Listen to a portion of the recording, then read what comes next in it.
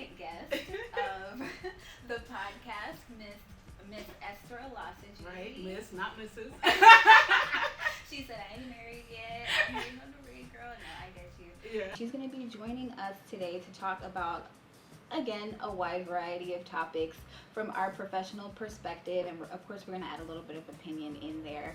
So I just wanted to start it off with how we know each other, because the last time I did a podcast, I spoke with the previous guest about our first interaction and everything. Mm-hmm. So I think it's only right, since it's tradition now, to talk about how we know each other.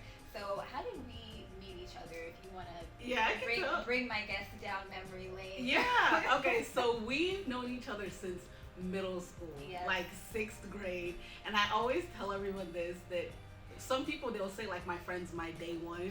I say Alyssa's my day 365, because we met 6th grade and hated each other. Literally. Hated each other. We had a mutual friend that we were both friends with her. We're still like, three musketeers, but she was friends with her, I was friends with her, but me and Alyssa hated each other. that was that 6th grade, and then by 7th grade we were like best friends. Literally just like a switch.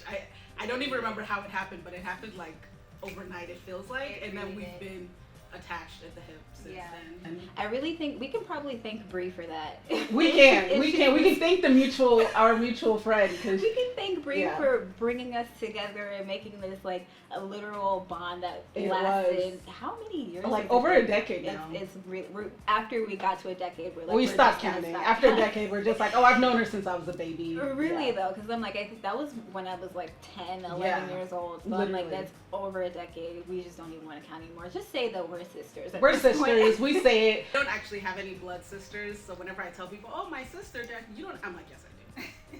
Don't worry about it, I do. Yeah. And ma'am, I am very proud of you. I'm just going to start off there. Thank you. Although I graduated last year and I moved into my career, you literally followed up the next year, this actual year, and graduated yourself with your MPH. Yes. So what are you doing now currently? What is your career field? Tell everyone what you do and, your passion behind it.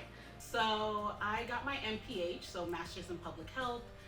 And my concentration was specifically epidemiology. So you can do a bunch of different concentrations. You can look at policy, you can look at like social and behavioral science, but mine was epidemiology, which is pretty much the study of disease, tracking disease, curing diseases, and things like that. So that's why I did my degree in, and even before then, I've always been in clinical research. So before I started my master's, I used to do clinical research in neurology, specifically in stroke. But now, after I graduated, I wanted to do something different. So now, still doing clinical research, but a completely different field. Now I'm actually doing clinical research in dermatology. Yes! I don't think I actually told you. You actually I did. So this is news to me. So I'm like, so you can actually help me. Everyone says that. Everyone keeps being like, oh, so you can help me with my skin. And I'm like, that's not how it works. I'm done. Actually, maybe, because I've been getting trained. I've been learning about, medications. I said, that's what you can do for your skin. It's actually really interesting. I really love it. So I'm doing clinical research in dermatology. I'm working with like a private practice, and pretty much as they take on clinical trials with like pharmaceutical companies and different companies like that, they're trying to do either new treatments for dermatology or study the diseases that are in dermatology. I help with those research projects. So it's very interesting. I really literally just started it. Just moved to where I'm working, just started it, but I absolutely already love it, and it's amazing. An interesting field, It amazes me every time you talk about something that you're doing in your career, because I feel like you have been doing research since I came out the womb. I've been doing clinical research. Since you were in high school, you have been doing research, and myself and Bree, like we're all like, we support you. We might not know exactly what you're doing, but we 100% support you. Yes. Like, what are you doing research on? Because for us, obviously, it's like something that is just so technical. Yeah, and for me, I'm like, oh, it's a regular day. It's a regular Tuesday. That's not my realm. I am just in the field of law. Like, this is where. And I love that because I know nothing about law. I'll be like, is that illegal? I don't know. But I really love it. I'm very interested. I love clinical research because it's something that's always changing. It's something you can always contribute to, and that's what I look for when I look into getting involved in things that aren't just stagnant. Like, it's changing. It's always something new, and it's something. Yeah, it's dynamic, and it's something that you're having a first hand in. really like that. Right. Yeah. So I just wanted to ask you as well, have you felt that your career has sort of changed the way that you view the world? Because I know with myself, and I've shared this before, when it comes to being an attorney, it is really hard for me to, not see things from a legal perspective, because that's naturally what I do every single day, at least from 9 to 5 or around those hours. Right. It's never 9 to 5, yeah. But, my day job is as an attorney, so it is kind of hard to switch that off when you see different things in the world. You just automatically analyze it from a legal perspective. Yeah. So do you think that you do the same thing being in the medical field and doing a lot of clinical research with before stroke patients and now being in the dermatological field? Do you feel like you kind of have that same sort of, I don't want to call it a struggle, but that perspective where you see everything from a medical perspective? Yes, 100%. That's just how it is. And I've always been interested in healthcare. I've always studied healthcare. Literally have always done research for way too long to count now. It's embarrassing. So I always have that perspective, and I'm someone who likes being on social media a lot, so I'm always on Twitter, I'm always on Instagram, so I see just in my neighborhood, in my community, people I talk to, and people, the way they talk about life, every time they say something, or maybe they say something about research, or they say something about medications, or they say something about medicine, the medical practice, the care they receive, whatever it is. Right. I always look at it through my perspective, where I'm either that's not how research works. That's not how data works. That's not, and I know I do a lot of statistics. So in epidemiology, you use a lot of statistics. So I run my own data. I know how to do statistical processing. She said I got facts. I run data. I have facts. I'm a very, it's made me a very logical person, even though I'm a very emotional person. I definitely look at a lot of things through a logical perspective. So when people are throwing numbers out, I'm like, can I see your sources? That's a really big thing. And I'm sure that happens with you too, where you're like, let me see the policy. Let me see the bill. When people say things like, oh, well, 50% of this, I'm like, let me see your citation. I want to read it, because if you're saying something honestly, I want to learn something new. Give me the peer-reviewed article. Right. I want a peer-reviewed. I don't want a magazine. An emphasis It's like, give me a peer-reviewed article. Not a rogue scientist. No. I don't want to see something that's been debunked, redacted, anything. Give me a peer-reviewed article where I can see their methods. I'm really big on methods, because people will be like, well, here you go. And then you're like, one, they don't have a methods section. Or you look at the methods and their research had 10 people.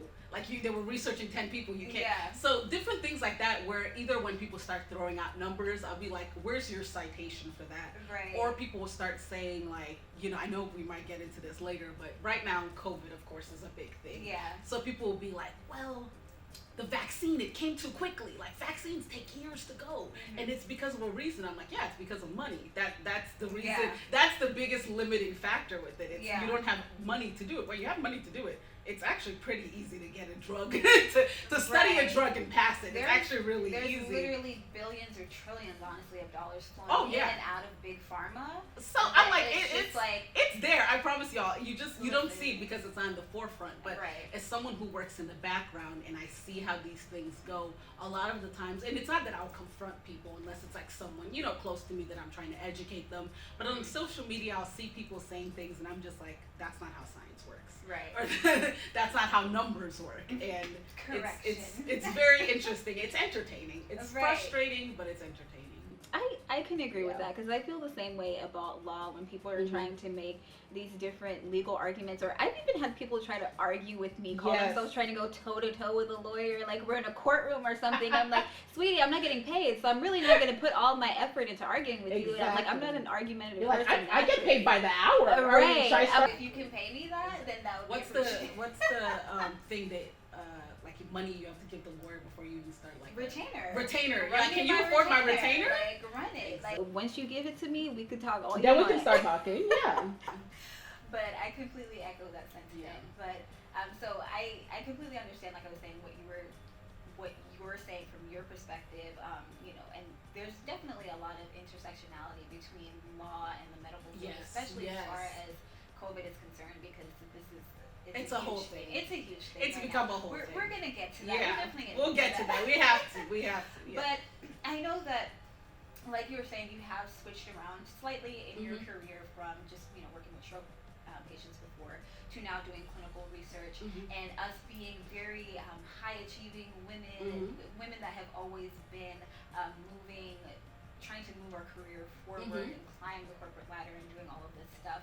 I know that as women, especially as Black women, we do sometimes have our struggles. So one of those struggles that I wanted to discuss with you today is imposter syndrome, and discussing what it is, number one, and if you know struggle with it and how you handle it, if you do struggle with it, all of that stuff. So I guess starting off, we can kind of just talk about what imposter syndrome is in general. This is not obviously a textbook definition. You can Google this if you really want. Yeah, and because I'm like, I don't know the textbook definition of imposter syndrome. And it really is. It's something that is, at least as far as I'm concerned, maybe it's a new term, but it probably is like an older ideology. Yeah, definitely, it is. Yeah. But it really is just the idea that, you know, and this a lot of the times implies or applies to, I should say, women, because we do, I feel like, struggle with this the most. Oh yeah, definitely. Being that the more education that you get, the more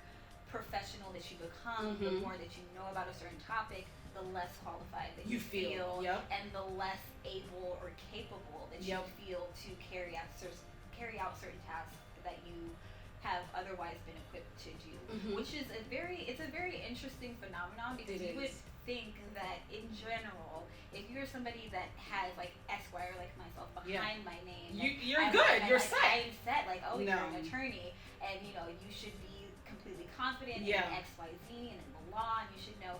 But it's 100% it doesn't translate. not like that. So I wanted to know if you struggle with imposter syndrome, or if you have struggled with it, and if you do struggle with it, how you kind of cope with that. Yeah, definitely. So, I mean, yes, 100%. I've struggled with it. I've struggled with it since I came out the womb.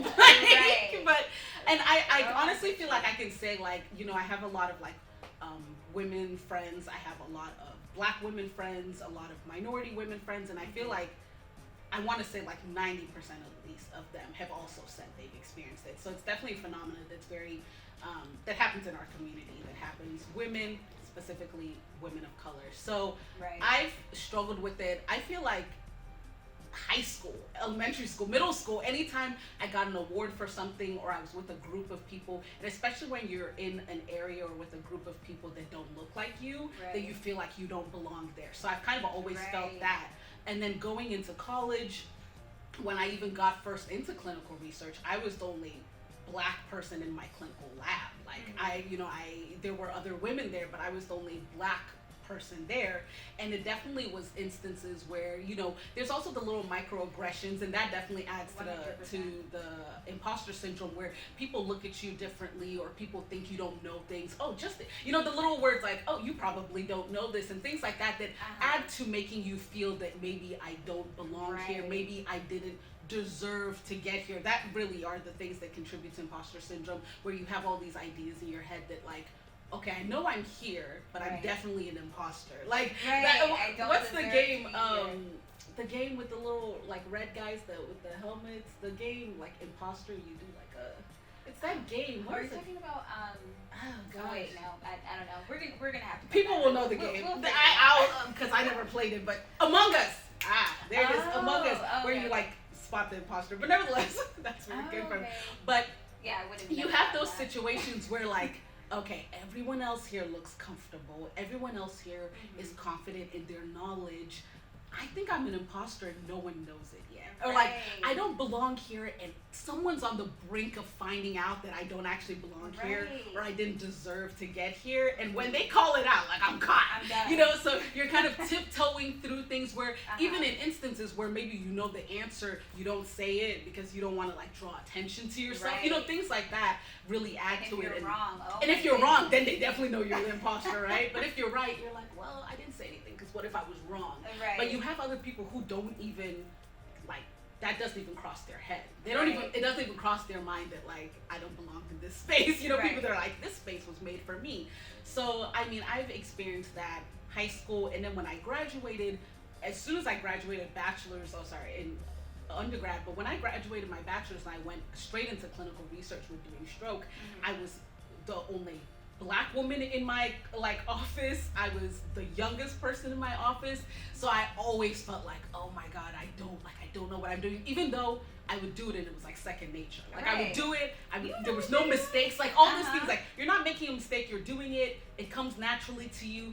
But then when you would stop and think, you're like, but I don't think I belong here. And that's something I still struggle with now, even after. Like there are instances where like now I have mentees. Like I have people who are coming behind me. And I mentor them and I tell them like, you belong. Like, you know, I say these like affirmative things to them. You belong here. You're smart enough to be here. This space includes you. Like I say all these things to them, but I still know, like it's not that I feel like a hypocrite, but like it's personally, it's hard to feel that yourself. Where I'm like, oh, you can look at someone else and be like, oh, I know you belong here. I know your credentials. I know how hard you work. But then you don't see that in yourself, you know? So it really is that insecurity. And I don't know when I will ever, I don't know how many letters behind my name or years of, I feel like I'll be 70. Like I'll be 70 retired with my grandchildren and I'll be like, I don't think I deserved that job I got when I was 20. Did I belong? You know, like, but it is something that definitely I feel still plagues me, but something I try to do to, I guess, help the next generation or help people is what I feel like I didn't hear when I was younger and feeling that. Like, I didn't have people around me telling me, you belong here. So what I try now doing is when I do have mentees or when I work with someone younger or I work with just black people in general or black women, I tell them, you belong here. Like you might be thinking in your head, like I see the fear in your eyes. You might be thinking in your head, you don't belong here, you belong here. I try to say those affirmations because I want them to feel that they did always have someone in their corner. It's important. It is. Imposter syndrome is plaguing our community, but we'll get through it. I understand because like I was saying, like, you know, it doesn't matter, you know, the Alyssa that I was before I became an attorney and who I am now as an attorney are completely different people. I can't admit that, but there is still that era of, am I qualified? First of all, when I graduated law school, I'm like, am I officially out? Am I officially out? First of all, you say, First of all, I got in here and then I stayed in here. Ooh, I stayed in and here. And then graduated. And I was part time, so that was 4 long years. It was it's normally a 3-year program if you're doing full time, but I did part time because I was working, and it really was something that I was like, I should have did full time because once you get, honestly, for me personally, and a lot of my colleagues and friends have echoed the same sentiment, once you get to your second year, and I'm talking about literally the top of your second year, it's like, okay, when is this over? So when I got to the third year, the end of the third year, I was like, I still have another year of this? I was like, oh my gosh. And then it feels like you're kind of like on shaky ground, like, okay, I feel like I'm low-key gonna get kicked out of this school eventually. At like, any moment they will realize. Going to happen. I'm gonna get one bad professor and they're gonna give me a terrible grade. My GPA is gonna plummet. Like, there's just so many things that go through your head as somebody who is high achieving and then, you know, holding yourself to such a high standard that you don't even hold other people to at all. You would never put someone else through the pain of being held to that standard. But that's the minimum standard you hold yourself to. It's like, if I don't achieve this in my life, I'm an absolute failure. Literally. And I think for us, what that comes from, honestly, is from both of our parents being immigrants. Both of our sets of parents, I should say, being immigrants, because your parents came from Nigeria. I came from Nigeria. Yes, you came from Nigeria too. You're an immigrant yourself, like, and then my parents coming from Trinidad, and, you know, me being born here, and then I'm basically first generation in America, and it's like, okay, you know, your parents didn't come to I mean, my mom came when she was younger, so that was her mom moving her over just to make a better life for herself as well. But the same thing still rings true, because ideally you would keep stepping up. So it's like, they didn't bring you to this country to fail. And they're saying that in your ear since you are. I did not bring you here to fail. No, because they couldn't. They didn't have an opportunity to fail. Why would someone go across an entire ocean to another country only for their child to be mediocre? And they don't even have to say that to you for you to feel it. They don't. You feel it. Do that. Because honestly, for me, when I was younger, I did say a lot that I wanted to be. I started off saying that I wanted to be a teacher. There was like a couple things that I wanted to be. Yeah. I still feel like I have time to do, honestly, like because I never see myself being just one thing in general. But I was saying that I wanted to be a teacher. I was saying that I wanted to be a judge initially, and I was saying that I wanted to be a chef. Yeah. So I eventually still want to be a chef because I'm like I want to go to culinary school and learn all that That'd be stuff. nice. But like that's as a child, you're kind of like you have all these imagining things, all the things that you want to do. So as soon as they heard judge, they were like, boom, they just latched right onto that. They were like, that's that one. That's the one. like, really though, they were like, yes, more of that. That we one. want that. Yeah. So that kind of like solidified for me my trajectory into the legal field and feeling like, okay, you cannot fail at You this. cannot. There is no option for you to fail because this is what you said that you're going to do. So when you were 7 years old. Literally, come on. You need to keep your word. Keep your word. Yep. You don't want to prove yourself a liar Come here. on. So so it just really solidified that trajectory, like I was talking about, and it made me feel like I couldn't really move to the left or the right and deviate from what I had initially said I wanted to do. And like you can't just, at least from my perspective, somebody who struggles with this sort of high achieving mentality to where it's so intense that you don't really have that much leeway or allow yourself you don't that give much yourself leeway. that leeway. Right. So I didn't feel like I had the space or the room to say, oh well, now I want to do something more creative. Like, it's like you set. It's like, no, what happened to the whole attorney thing and you being a lawyer and you like making a 6-figure salary? Like what happened to all of that? Yep. So it really made me feel like, okay, this is the path that you're going to take and you're going to stay here. Granted, I do feel very passionate about the legal field. Obviously, it's not something that I'm in because I feel forced to be here. I do genuinely enjoy it, and I enjoy the work and helping people and everything. Everything obviously has their caveats, but I do enjoy the work that I'm doing in my career in general, and I feel like it's a great foundation for what I'm going to do in the future as well. So it's not all negative, but it's just very it's daunting. A thought. Exactly. To constantly be thinking, okay, I can't fail. I can't fail. So for me, one of the ways that I do deal with imposter syndrome, I know you kind of touched on it, being that a lot of the times we are the only minorities, or even only specifically Black women in the spaces that we are in, because with attorneys, I know that I believe it's like less than 5% of attorneys are Black, and then about I don't remember, but it's around that percentage are Black women. Wow. So it really is very interesting to know, like you said, the statistics of it all, and then realize that you've kind of put yourself up on this pedestal that you feel like you have to uphold and maintain, and you can't fail because otherwise you'll just be like everyone else that got kicked out of school because you couldn't maintain the grades or the scholarship or the whatever it is.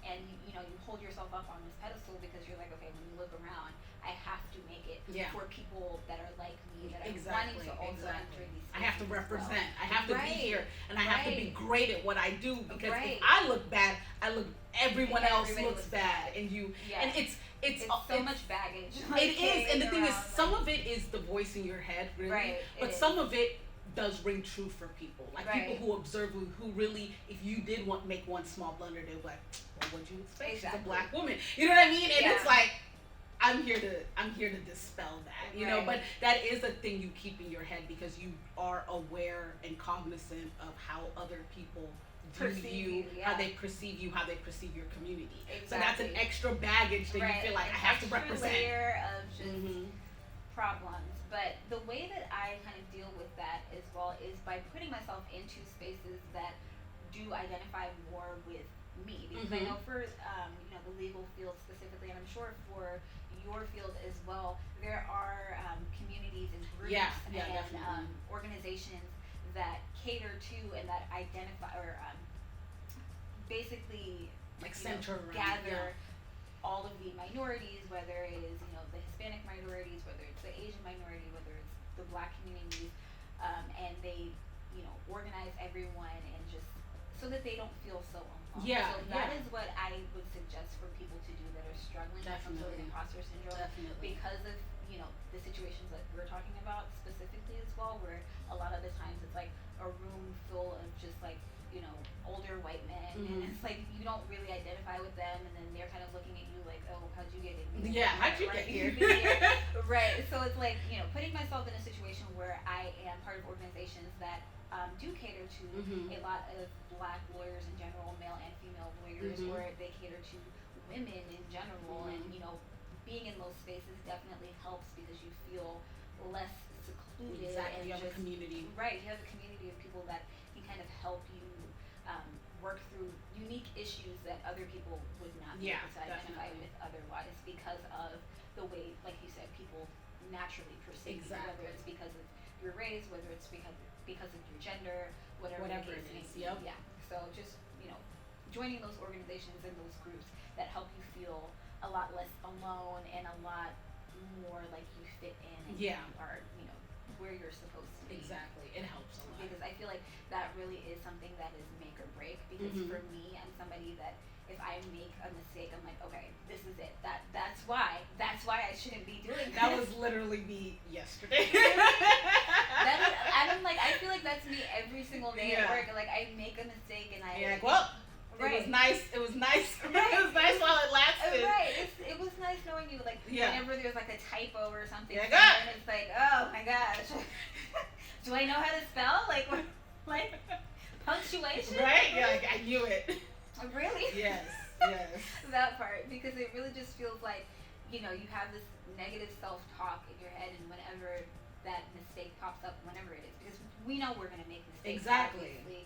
It's natural. It's human. Everybody makes mistakes. But we're like, but not me. Right. But I'm not. But when I do it, there's an issue. Yes. There's an actual issue when I make a mistake. But it really does feel like that. It does. A lot of the times, like, you know, a lot of the things that I do personally, it's like make or break. It's do or die. Yeah. If you don't do this right, it's like, oh, your whole career is gonna go up in flames. It's a shambles now. Like, literally how I feel working with people. Like I'm like, these are patients. This is life or death. Literally. Yes. And my main thing is, you know, I'm an attorney, so a lot of the times it's a very naturally stressful field with a lot of emotions, especially being in family law. You know, you're dealing with people's families. These are lives. Right. Yeah. And restructuring their families and things that they might not have foreseen happening before. You know, you get married, and a lot of the times, most of the times, people don't get married expecting get married to stay together. Right. They get married so that they're in a stable, long-term relationship, so that they can be a family, so that they can have children together, and you know, it's because it makes them feel comfortable. Exactly. Right? And then when something happens, and you know, your relationship is not working out, of course, that is something that can throw your emotions and your whole being into just a tumultuous situation, because you don't know how to navigate this. A lot of the times when people are divorcing, they're going through their first divorce. Exactly. So they literally don't know how to navigate it at all, emotionally, or whatever the case may be, or even if they know somebody who has divorced, they've never gone through it themselves. So it's a touchy subject and field to be in, because I'm very cognizant of the fact that these people definitely depend on me to get things done properly and in a timely fashion. Because a lot of the times too, I have clients that are just like, when is this gonna be done, or when can I serve this in his face? Like, what, you know what I mean? Like, they're just ready to be like move on with the next phase of their life, which is completely understandable. But it also, you know, it comes with a certain level of pressure with just attorneys in general, because it's like, okay, I know that you want this, and I understand that, so it really just kind of puts a fire under you to continue to work, and it does add that extra layer of, you know, anxiety. Like, I don't want to mess this up because this person is really relying on me to do the best that I can. So it's just a lot. It is. You get home from work and you're like, whoo, I'm exhausted. You do not have to be running up and down or carrying heavy to like be exhausted when you get home. You can have sat at your desk for 8 hours and you will get home exhausted. Literally. 100%. That every single day. Like that is what happens. Exactly. Like once I'm done with work, I don't really want to do anything else. Like I am just ready to unwind. Just put on my pajamas. I'm ready to unwind, watch some mindless television, and just call it a day. Yes. So yeah, for me, it's definitely something that I deal with daily. And then another thing that I know helps as well, that I need to get it back into, honestly, is therapy as well. Yes. Which I'm just like, and I've been seeing a lot of posts and memes from a lot of Black women in general, kind of like posting that they're in therapy just to destigmatize. I love it. Therapy. I absolutely love it. I love it too. I'm just like, I haven't been in therapy for like over a year at this point, and I'm like, I need to go back. Yeah. It really is just very helpful to have somebody that has that objective perspective and trained to help you, able to kind of dissect your thoughts and help you pick apart the emotions that you're having and why you're having them and the root of them and how you can effectively work past the tools that they've learned from their career to actually help you. Because like, you can't do it all on your own. And, exactly. And I mean, my shameless plug, if you don't have a therapist, get a therapist. But I mean, we look at it, mental health is such a big thing, and it's like, if you think it's normal to have like a PCP, you have a primary care doctors. Women, maybe we have like a gynecologist. You know, you have like, if you have like if you have diabetes, maybe you have an endocrinologist. Like it's so normal to have a doctor for all these different issues. Like you go to the eye doctor, you go to the dentist. Like it's so normal. Like, yeah, of course you go to a dentist, you know, twice a year. Of course you go to your eye. Like, we think it's so normal to have all of this. Why wouldn't it be normal to have someone trained to help you with your mental health? Like, it's just natural. So whether or not I say this, people will be like, well, I'm not currently in crisis. Being in crisis is not the time. That's actually the worst time to have to need a therapist. Go when you're not in crisis. Go when, you know, no matter what's going on. If you don't have a therapist, if you can get one, because you can always be working towards being mentally healthy. Right. Completely agree. Yeah. Definitely, I 100% will always plug therapy. I always advocate for it. You can have the best, you know, family network or whatever, but again, what happens when the issues that you're having are with your family? Exactly. That's always the biggest one that when it happens. When it's with your family or your closest friend or just the person you would naturally go to. When you don't have them, who do you have? Exactly. So it's like who, and then if, you know, if it's not, you know, per se about your family or your friends, maybe it is about your career or something like that. It's something that you don't personally feel comfortable sharing with anybody yet. You know, you want to do that on your own time, but you still want to talk it out to somebody. There's just so many benefits to it that I feel like, you know, if you, and it's very easy to be able to afford it now. Because, yeah, it's becoming easier. It was hard a while ago. Right. Now a lot of the it's times easier. it's covered by insurance now too, which thank God, because that is beautiful. Like you said, it's no different than any other part of your body. Why would an insurance cover that? So that's great. So, and like I was going to say before, it is starting to get more affordable because a lot of people think that, okay, I can't go to therapy because I can't afford it. Exactly. But it's becoming more affordable. Right. I would suggest that people just check and see if, you know, your insurance does cover some sort of therapy for you, because it's definitely beneficial. And I would say for myself and for you as well, for everybody else we know, it's helped. I'm always like, go to therapy. Right. And then another thing too that I've been looking into and actually did yesterday secure was a life coach. Ooh! I feel like is I hear people have been getting those. Right? Doesn't it seem like something? Yeah, whenever there's someone I know, someone I'm close to that's like, oh yeah, I spoke to my life coach, and I'm like, ooh. Right. Like, I feel like I need a coach for my life, because it makes you feel very like professional. Like, oh, I'm a professional working career woman. I need a life coach. Let me look at it. Yes, but I really feel like that can help a lot as well, because I feel like that's where a lot of the negative emotions come from with women, like that are where you're like trying to like, oh my God, like what am I doing with my life? Like, I want a professional career, but I want a family, and I want this, and I want this, and I want this. How am I going to keep it all together? So. And a life coach is very similar to a therapist in the sense that they are somebody that is going to objectively listen to what you have to say, identify, you know, your goals and your vision for your life, and then help you execute that effectively. So it's like you sold me, right? Right? So I'm about to look into a life coach, right? You're not procrastinating anymore, because that's the one thing that I told my life coach actually when we were doing the consultation. Is like, one of my main issues is procrastination, but I feel like that comes from a fear of failure. Exactly. So just never plan. Right. Exactly. If you never try, you can't fail. I tell people that don't live by that. But I'm like, how would you fail if you never even tried? Literally, but that's the perspective. And it's like, you feel like after a while you're just never gonna do it because you're just procrastinating so much that it's like, okay, if I can have somebody in my life that can help remind me and put this flame under me to just say, okay, remember these goals that you have are wanting to execute. Exactly. Remember your plan and everything, and they're able to actually connect you. That's another thing that was very important in a life coach for me, is like connecting me with a lot of the people that I feel like I would need to help me move to the next level in my life. Is like, I can have all the ambition in the world, but if I don't have a team behind me that's actually going to help me move forward and actually be effective and successful at it, then it's not going to be something that is actually going to help me, because my worst fear is going to be realized. You know what I mean? Like, I'm going to be trying so hard, and then it's not going to amount to nothing's going to happen. So if I can have somebody that is going to help connect me to people, like we were saying previously on the last podcast, it's not what you know, it's who you know. Exactly. So if you connect me with those people,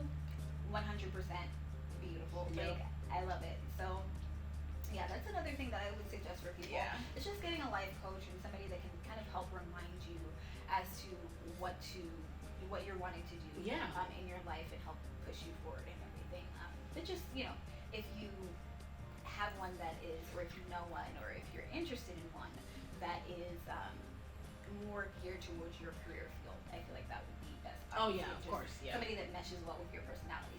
Same thing with a therapist. Yeah. You have to be able to kind of shop around, find the right one. Shop around, make sure that they're a right fit for you first, and they're specific to your career.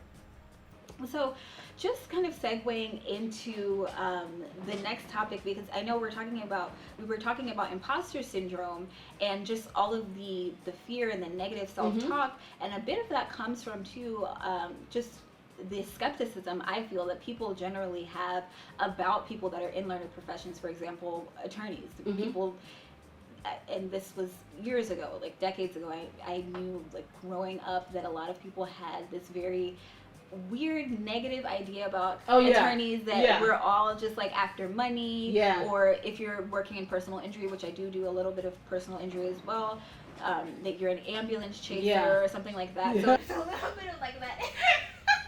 It just sounds funny coming out. I love ambulance. Can you see the attorney seeing an ambulance go by running after their car? Oh, that's me. Like literally. But there's a lot of this negative self-talk, or not even just self-talk, but negative thoughts about people in career fields that are like attorneys, that are in like doctors in general as well. That's the basis of our imposter syndrome, is kind of feeling the pressure behind that, and feeling like, oh, I have to make sure that I am doing my best, because if I mess up, this person is going to lose their trust in me, and stuff like that. So I kind of wanted to use that to talk about the Black community and how that affects us as far as healthcare is concerned, and the Black community's general distrust in the medical community. Because I also personally share some of that as well, because when it comes to the Black community, and I know for myself, I had health issues when I was in college, and I still have health issues, but I'm dealing with that now. But previously, I did not have the income to afford adequate health care, so it was a lot harder for me to even be in a position where I had like a primary care physician. Honestly, I didn't have one for a while. And then when I actually needed to get treated, it was like I'm seeing like all of these random doctors, so you're not really building relationships with people, because you have to go through the system based on your income, essentially, because my insurance wasn't providing for what I needed. So I was really just going to clinics and these healthcare, going through this healthcare system as somebody who is living in America, and that I didn't have insurance for a while, and then after a while it was just like I had insurance, but it's like your basic insurance. So you're going through the healthcare system and going through like seeing all these doctors and whoever specialists, professionals that don't really know you, and it's not very personal, so it's hard to trust. So have you seen that in your career, working with you're like, you don't even have to with stroke victims, definitely, specifically, and their general distrust, and how can you give us kind of like an example of maybe a couple of patients that you have felt like have personally had maybe like a general distrust in the process that they would have to go through in order to get well and to get better, like you were suggesting? So there's I can't think of like a specific patient, but it is something that is just prevalent in the Black community, and in different communities actually, also other communities that don't that do more traditional care or more holistic care, so maybe they don't really believe in like westernized medicine and that. So other minority communities as well, but specifically in the Black community, it's not unfounded. And as someone who's trained in public health, that's something we really try to remind people that might be like, why don't Black people, why do all these people not trust their doctors or not trust research? Well, it's not unfounded. It really is based on the history of it. It's based on the history of medicine, how things were before we got the laws now that protect people.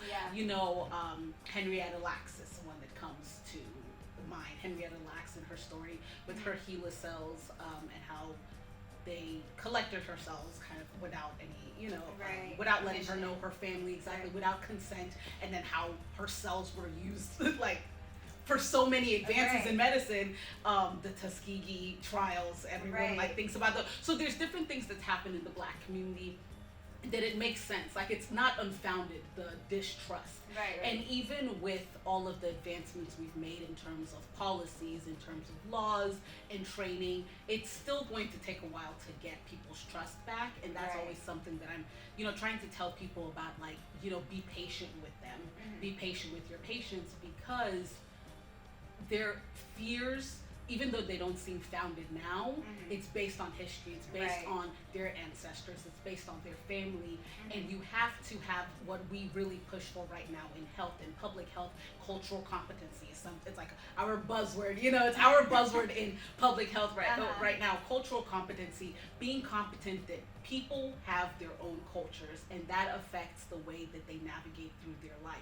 And as a physician, as a researcher, as anyone in the healthcare field that will be working with patients that are multicultural, you want to be competent and adjust how you treat them, adjust how you react to them, based on knowing that they are not monolithic. And that's a really big thing that I tried doing when I would interact with patients. Like, I did have, maybe a stroke patient that would come in, and I could, hear the way that, like, maybe white doctors were talking about them, where they're like, oh, of course they have diabetes, of course they have, of course they're obese. Like, all these things that they're just kind of saying, and, I came in there, racial bias, or, I came in there and they sounded aggressive, or like they're being this. And I would come in there, and you would, this is something I would do where I would adapt to them. I would come in, and instead of just, like maybe talking a certain way, instead I'm like, how are you doing? Like, hey, like, what's up? Like, what's going on? And being personable, understanding that, someone else might look at this as them being aggressive, but instead I'm like, oh, I see you've been waiting here for 30 minutes and you took off from work to come. Being understanding that, no, it's not just always unfounded the way that they're reacting. It's usually stemming for something, and being patient and working with them about that. So that's something we're really trying to push for in healthcare. We definitely have our limitations there, but there's still biases. Implicit and explicit. We talk about it all the time. There's explicit bias that you can tell, but also implicit bias where, people even still now are learning that, like, in previous medical books, like, they used to think Black people didn't feel pain like their white counterparts. Like, they literally were like, they don't feel pain like us. They don't feel pain. And some people are like, no, I don't believe that now. But they're like, oh, but maybe they believe that Black people, like, they believe, like, oh, like, the reason Black people have diabetes is just because that's how Black people are. Instead of being like, well, no, there's cultural things. There's lack of access to, like, healthy foods. There's lack of education about healthy eating. There's lack of, access to places to exercise. Like, there's all these things. What we in public health call it is SDOH, social determinants of health.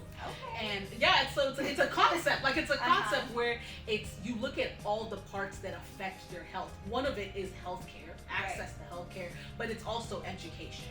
It's also physical environment. Like, do they have a physical space to exercise in public? Do they have places where they can bike? Is their neighborhood safe enough for them to even go outside and not be in danger? So there's that. There's all these things that affect someone's health besides just access to healthcare. And that's what you have to look at when you're looking at a person and trying to treat them as a whole. whole. So I think we need more physicians, we need more healthcare workers who understand that, who believe in that, and who co-sign to that, so that we can get to a space where the Black community is more accepting and more trusting in healthcare. I completely agree. Yeah. One of the things that I was able to do when I was in law school was an upper level writing requirement paper, and my topic on that, my thesis, was essentially on Black maternal morbidity. Oh yes, that was one else I didn't mention, but that's a really now it's still a thing. That is something that is based off of, at least from my research and doing it. Listen, everyone, when you have to do an upper level writing requirement, when you're in graduate school or in law school or something, you really have to do your research. So it really did open my eyes as to a lot of the issues that we have been having as Black people in the healthcare community, especially as it relates to Black women and Black pregnant women. And just basically from what I found and what I researched, it seemed like the only answer as to why there was a disparity in the amount of Black women that were dying in relation to giving birth. Like, so it could be, not even just people that died during birth, but after as a result of pregnancy or birth complications. So the reason that there is a disparity, like I was saying, from what I researched, it seems like it was purely based on implicit racial bias. Because a lot of the times it's not even just based on lack of access to healthcare. And that's a big thing. People are like, well, did you look at their education? Did you look at some people will say this where they're like, well, did you control for they controlled for everything. They controlled for age, they controlled for education, they controlled for occupation, socioeconomic, everything. And when they controlled for all of it, there was still an association of Black women dying simply because they were Black, like simply because people did not take their issues seriously. Of them coming to their doctor and being like, I don't feel good, I don't feel this, and them being like, oh, they're being dramatic. And not taking their issues as seriously as they would. Exactly. And it really was very implicit. It's very implicit, but it is something we are still having an issue with right now. And I definitely think that, like you said, it's something that's going to take a while for the Black community, even for myself, to really 100% trust in medical professionals, because they're not living your life at the end of the day. A lot of the times, and I've been trained to do this as well as an attorney a little bit, you have to look at things from a more clinical perspective. You can't always get emotionally involved in it because it's very, very draining. So, if you can imagine somebody in a medical profession who is seeing people die every day, you can't always have your emotions at the forefront, because it will destroy you. Exactly, it will literally destroy you. So coming from that perspective, it's like, okay, this person probably doesn't really understand the emotional weight behind all of this, because I'm the one that's actually experiencing it, and I'm really, just a patient to you. Honestly, at the end of the day, we don't have a personal connection. You're just somebody who's treating me. So it really is something that I believe will take time. It will. For the Black community to kind of come around and start, in general, trusting the healthcare system, because it just seems like there are a lot of avenues for other races of people to access adequate healthcare, but when it comes to minorities and Black people, it's a lot harder for us to have that same access to equality, or to people that are not going to judge us based off of these preconceived notions that they have about us as people in general. But I think that is definitely a very meaty conversation. It is. I talked for hours about this. Honestly, and I really want to hear you guys' opinion in the comment section, and I just want to hear what you guys have to say about Black health in general, and how people, specifically minorities, interact with the healthcare system based off of their experiences, or if you have any experiences with the healthcare community, be it negative or positive. I just wanted to hear you guys' opinion on that. But I just kind of wanted to segue back into your career, since you are in the medical field, and just talking about how you got to the point that you're at now, and any advice that you have and that you can give to people that are wanting to come up, and if somebody's looking at you right now, I want to be where you're at and do clinical research or become an epidemiologist. What advice would you give them? So in terms of my path here, that's a cluster into that. But like, there's so many. I was interested in science, I was interested in math, and then I just it hit what fit. But some of the biggest things, if you are trying to get into clinical research, it really is trying, and you will fail and you will get rejected, and not letting that stop you. Right. So, and being open to things. So if you are already maybe specifically interested in oncology, it makes sense to go for like maybe specifically like cancer labs. But if you're interested in just research in general, be open to different fields. The first research I did was nutrition research. It was looking at specifically how a specific nutrition therapy could help epileptic patients. So it was still medically, involved, but it was that. And then I did some animal sciences research where I looked at antibiotics. And then, so, I kind of tried all these different things out, and I was willing to that because I was trying to find where my area might be. So being open to applying to different labs and to be okay with rejection and kind of just like pick yourself and keep going. Mine did come from an academic area. I got into it when I was in university. So if you're currently in university, you're interested in clinical research, try to find any academic offices that might like tailor to getting undergraduate students in research. That would be a great place. Other things would be just if you don't have an academic office, but you're in university, you're in college, whatever you're at, you can go online, go to your school's website even, start looking up different places. Maybe you are like, well, I'm interested in like cancer research. Well, look up like oncology at your university, at your college. Look at the professors that are currently there.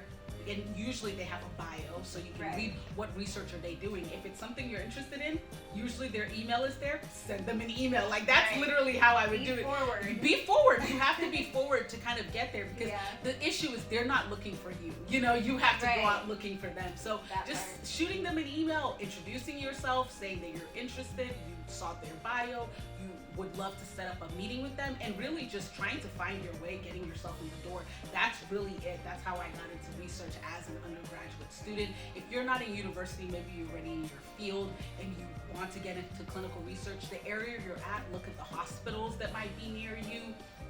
Try to see if the hospitals near you are doing any research, and then looking for the contact information for those people. Reach out to them. That really is a big way of getting into clinical research. That's what I usually recommend for people. And then when you're in there, you're not going to be perfect right away. You are going to fail, and you are going to learn, and it's going to be frustrating, especially with research. You might think you're going to get a certain result and you won't. You think your project might go a certain way and it won't. You have to not let that stop you. So you have to be persistent with your endeavors. But it really is trial and error. It really is networking. We've said this before. It really is networking with research, trying to get your name out there. Once you are in research, push for trying to present your research. Going to conferences and presenting your research, trying to actually write it up and publish it and become those peer-reviewed articles we were talking about, become a published author to get your name out there. And then, that's really it. That's how you get into research. Okay, you learned it from the expert. I love it. That sounds like a lot of work. I definitely admire it, because it's definitely something that you have to be passionate about. You have to be passionate about it. I definitely admire it. that you have been seemingly since, like we were talking about, since the womb, been in this research field and been just, moving full steam ahead with it. So, but I definitely want to segue into our final section, or I should say I want to segue into our final section, which is bills to watch. And we kind of slightly discussed this. We didn't really, because we wanted this to be a very authentic conversation for our last few minutes with you guys. But we have been really seeing, and I know when I say we, I mean me personally, and I'm sure everyone who is watching or listening has been seeing a lot of memes or just people in general talking about HIPAA violations. And if they get asked, I saw this, I think this was at a professional interview, or not a professional interview, basketball interview. I forgot what sport it was and who the actual athlete was, but he was getting interviewed, and I think one of the interviewers asked him about if he had been vaccinated or something like that, and he said, he said a little spiel something about, oh, I think that's a HIPAA violation. Yeah, yeah. I'm sure that's what they said. Yeah. So, just seeing people talking about HIPAA and kind of not really understanding what it is, I really just wanted to talk about it. And since you are a medical professional, and if you can let the people know what HIPAA actually is, what it actually protects, because like we were saying, a lot of people seem to, in light of COVID, be confused about what it actually is and what it protects, because people are asking about vaccination statuses and mask on, mask off, whatever the case may be. So can you kind of just share with us what HIPAA is and what it protects? Yeah, so since she mentioned this, like I looked it up. I know HIPAA, I'm HIPAA trained, like as someone who does clinical research, as someone who works with patients, you have to be trained, have a certificate and things for HIPAA, but I wanted to have the exact definition. Right, this is one thing that we have to have the exact definition for. We can't I always start looking at people, crazy when first they spell HIPAA like HIPPA. It's HIP and 2 A's. Yeah. But HIPAA means, like, it actually stands for Health Insurance Portability and Accountability Act. And the definition of it is that it's a federal law that requires the creation of national standards to protect sensitive patient health information, PHI, from being disclosed without the patient's consent and knowledge. So even just based on that, intersectionality of law and the medical gotta love it. There. So even from that, you can tell, okay, it's saying patient, it's saying, there's insurance. You would think it's kind of something that stays within the medical field, and that's exactly what it is. So HIPAA has pretty much 3 rules.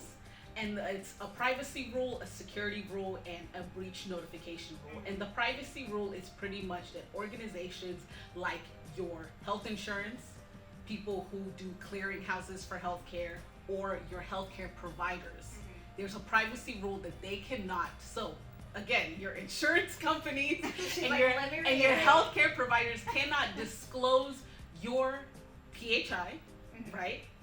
Health information without your consent. That's the privacy rule. The security rule, that one is more for like electronic, because then we got into an electronic format. We needed something to protect people electronically. Right. So that security rule is for protecting your health information when it's stored in, your electronic medical record and things like that. And then the breach notification rule is that if these healthcare organizations had a breach in your healthcare information, they would have to notify you. They would have to notify like anyone involved. Right. That's HIPAA. HIPAA is that someone can't call your primary doctor and say, is this person vaccinated? Right. Your primary, someone can, they can call, but your doctor can't say anything. Right. Someone in Trader Joe's saying, are you vaccinated? Does not breach HIPAA. Right. They are not your they're not your doctor. Right. They're not an interviewer asking you. An interviewer, not not in the medical setting. HIPAA. They're not controlled by HIPAA, and that's the thing. Whenever I see people say like, "You can't ask me if I'm vaccinated," because that breaks HIPAA, and it's like, but they weren't trained in HIPAA. Like the cashier at Trader Joe's is not signed to a contract. Right. It's kind of like, it's not a breach of your medical information. Right. Like it's definitely analogous to attorney-client privilege. Exactly. Honestly. Somebody could call us or ask us for something. Yeah. So-and-so your client, they could 100% They can call. They can ask. As far as us answering or even telling them what type of action we're involved with them, that's confidential. Because that's your... Right. But if... That's right. That's something that we as attorneys have sworn an oath to protect is our client's information. Exactly. Which could a lot of the times include the fact that we represent them. Exactly. So, like someone can't call you. Someone can't call you and say, "Hey, is so and so in the middle of a divorce?" Right. You cannot answer that. Right. Now, someone bring back Trader Joe's. I just love Trader Joe's. But someone in Trader Joe's being like, "Are you going through a divorce right now?" You can't say, "Hey, now you're breaching attorney privilege." It's the same thing. Yeah. Someone like, unless they randomly give you the consent. Exactly. Right. Unless they give you the consent for that, there are certain things that you have to can't. keep private. And that's something that you legally are signed with them. But a random person asking you, are you vaccinated? Maybe because you're refusing to wear a mask in a place that requires a mask, or someone even telling you wear a mask. And I've even had people like say you're breaking HIPAA for telling me to wear a mask. Like all these different things, and I'm here to say that HIPAA protects your health information with your medical providers, with your health insurance companies, people that have your medical information that protects you so that they can't just disclose it to anyone else. But if a random person is asking you if you're vaccinated or if you have COVID and things like that, it's not a HIPAA violation. That's not what HIPAA is.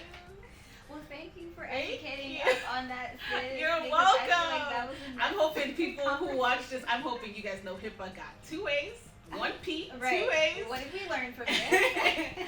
And that some random person asking you while they're washing your car if you are vaccinated is not them breaking a HIPAA violation. Right. So that was great because I feel like, again, it's a perfect intersection between the law, like I was saying, in the medical field, and just explaining that, and it's very on point for what's going on now with COVID, and for what seems to be continuously going on, or what will be continuously going on. For a while. For a while. So I just want to help people understand exactly what it is, so that they're aware of, what is that, what exactly and their rights, protected, and their rights, exactly what they're protected against, which is it's more from the professional perspective, not just your layperson's perspective. But thank you. You're friend, welcome. Thank you. Thanks for having me. Of course. But yeah, this was a very meaty conversation, and obviously we can go on for hours because that's just how we are. That's what we do naturally. And we probably will continue this conversation off camera, off screen, off script, whatever. But this is obviously not where the conversation ends. We want to hear from you all as well, and I want to know what you guys think about our entire conversation, even about HIPAA. Maybe if you did have some, if your ideas about HIPAA were wrong, or if you never looked it up and this is the first time that you're kind of hearing about HIPAA and understanding and learning what it is, just let's talk about it and have an open discussion in the comments section below. But thanks for tuning in to my second episode of the LawxLys podcast. I hope to see you guys again, and we're going to be signing out for today. Bye, guys.